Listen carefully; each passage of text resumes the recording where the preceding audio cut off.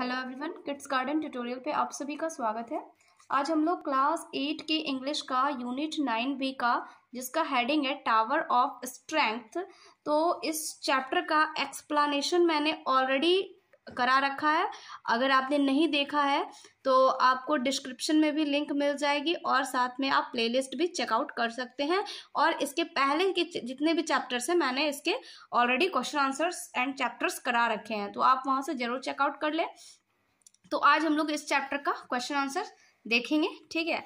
तो वीडियो पे बने रहिए बिल्कुल एंड तक। तो चलिए यहाँ पे देख लेते हैं कि आपके यहाँ पे देखिए 4 क्वेश्चन आंसर्स हैं। इसके साथ ही यहाँ पे दिया हुआ है कि choose the appropriate option for the given questions. यहाँ पे एक क्वेश्चन दिया हुआ है, फिर आपके साथ में इसके साथ में जो है 4 ऑप्शंस दिए हुए हैं, ठीक है। तो कौन सा राइट होगा आपको यहाँ पे बताना है, ठीक है। तो चलिए पहले क्वेश्चन पढ़ लेते हैं। What does lightning and thunder indicate, ठीक है। यहाँ पे जो लाइटनिंग यानी कि बिजली का चमकना एंड थंडर मतलब होता है बिजली का कड़कना, तो यहाँ पे वो किस चीज को इंडिकेट कर रहा है, ठीक है। तो यहाँ पे देखिए ऑप्शन है आपका पहला फेवरेबल सिचुएशन, यानी वैसा सिचुएशन जो आपके फेवर में हो, आपके पक्ष में हो। अनफेवरेबल सिचुएशन यानी कि वैसा सिचुएशन जो आपके पक्ष में नहीं हो। एक्साइटमेंट का मतलब तो आप लोग समझते ही हैं, उत्साह। और डिसअपॉइंटमेंट मतलब होता है निराशा। तो ये लाइटनिंग एंड थंडर यानी बिजली का चमकना और बिजली का कड़कना, ये कैसा सिचुएशन होता है। तो यहाँ पे ऑप्शन नंबर आपका बी जो है वो राइट हो जाएगा, ठीक है। अनफेवरेबल सिचुएशन वो ये यानी कि वैसा सिचुएशन जो आपके पक्ष में नहीं होता है, आपके अंडर नहीं होता है, ठीक है। तो ये इसका राइट आंसर हो जाएगा। चलिए क्वेश्चन नंबर 2 पे आते हैं। What does faith mean in the second stanza. Second stanza में फेथ वर्ड का जो यूज हुआ है उसका मीनिंग क्या है। तो पहला ऑप्शन है आपका फियर, जिसका मतलब होता है डर। देखिए फेथ का मतलब तो होता है विश्वास, ठीक है। फेथ का हिंदी होता है विश्वास। तो यहाँ पे आपका पहला ऑप्शन है फियर का मतलब होता है डर। पावर मतलब होता है ताकत, शक्ति। थर्ड नंबर है आपका कॉन्फिडेंस और फोर्थ नंबर है आपका वीकनेस यानी कि कमजोरी। तो यहाँ पे फेथ का मतलब क्या हो जाएगा, फेथ का मतलब यहाँ पे विश्वास से है।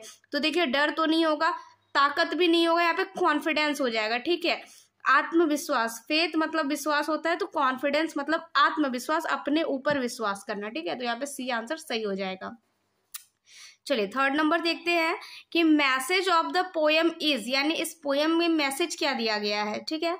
तो चलिए फर्स्ट ऑप्शन आपका to fight against all odd and be successful, यानी कि अपने जो भी विषम परिस्थिति है, जो भी आपकी परिस्थिति अनुकूल नहीं है, उनसे फाइट करना और सक्सेस को प्राप्त करना, ये इसका मीनिंग है।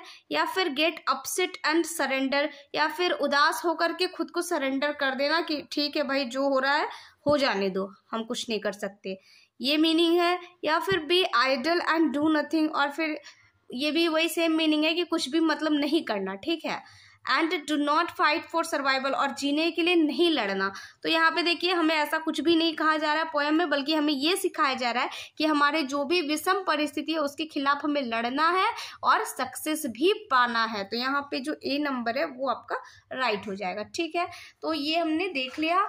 अब इसके बाद हम लोग जो यहाँ पे क्वेश्चन आंसर है उसको देख लेते हैं, ठीक है। तो चलिए, अगर आप चैनल पे नए हैं तो प्लीज़ चैनल को सब्सक्राइब करके बेल आइकन ज़रूर प्रेस कर लीजिएगा, ताकि वीडियोस जब भी अपलोड हो तो आपको उसकी नोटिफिकेशन मिलती रहे, ठीक है। चलिए पहला क्वेश्चन है आपका, write any 4 things that can cause tremble in your life, ठीक है। यहाँ पे ऐसी कौन सी 4 चीजें पोएम में बताई गई है जो कि आपके जो लाइफ है उसमें ट्रेम्बल यानी कि मतलब कि कुछ बुरा प्रभाव डालती हैं आपकी जिंदगी में, ठीक है। तो यहाँ पे 4 चीजें बताई गई है। लाइटनिंग यानी कि बिजली का चमकना, स्ट्रॉन्ग विंड यानी कि आंधी, थंडर मतलब बिजली का कड़कना, एंड टोर्नाडो यानी कि बवंडर। ये 4 चीजें हैं जो आपकी लाइफ में ट्रेम्बल क्रिएट कर सकती है, ट्रेम्बल का काउज हो सकती है, ठीक है। तो ये होगी आपका फर्स्ट नंबर का आंसर। बी नंबर क्वेश्चन देखिए आपका कि how can we live the life of our dream, हम लोग अपनी लाइफ को अपने सपनों के अनुसार कैसे जी सकते हैं। तो देखिए when we turns our fear into faith then we can live the life of our dreams, ठीक है। यानी जब हम अपने डर को अपने किस में बदल देंगे, विश्वास में बदल देंगे, ठीक है, तभी हम अपने सपनों को के हिसाब से अपनी जिंदगी को जी पाएंगे, ठीक है। चलिए सी नंबर पे आते हैं कि what does the phrase learn to surf mean. ठीक है, यानी यहाँ पे जो लर्न टू सर्फ ये जो फ्रेज दिया हुआ है इसका मीनिंग यहाँ पे क्या है। ठीक है, तो देखिए आंसर इसका क्या हो जाएगा कि according to the phrase learn to surf poet wants to advise us when difficult situation come in our life. We can't stop it, but at least at that situation we learn to face it and we learn to survive with that difficult situation. यानी कि यहाँ जो ये phrase दिया हुआ learn to serve, इसके अनुसार से पोएम हमें ये एडवाइस करना चाहते हैं, ये सलाह देना चाहते हैं कि जो विषम परिस्थितियां होती है, जो डिफिकल्ट सिचुएशन होते हैं, वो जब हमारी लाइफ में आते हैं तो हम उसे रोक नहीं सकते। ठीक है, उसको तो हम रोक नहीं सकते हैं, लेकिन क्या कर सकते हैं हम लोग, लेकिन हम लोग कम से कम उस सिचुएशन को हम लोग हैंडल करना सीख सकते हैं, उसको हमें कैसे फेस करना है प्रॉब्लम को हम ये सीख सकते हैं, और उस प्रॉब्लम के साथ हमें अपनी लाइफ को कैसे जीना है हम इस चीज को सीख सकते हैं। ठीक है, तो यहाँ पे लर्न टू सर्व का यही मीनिंग है। ठीक है, चलिए नेक्स्ट क्वेश्चन पे आते हैं। नेक्स्ट क्वेश्चन है कि what did you learn from the poem।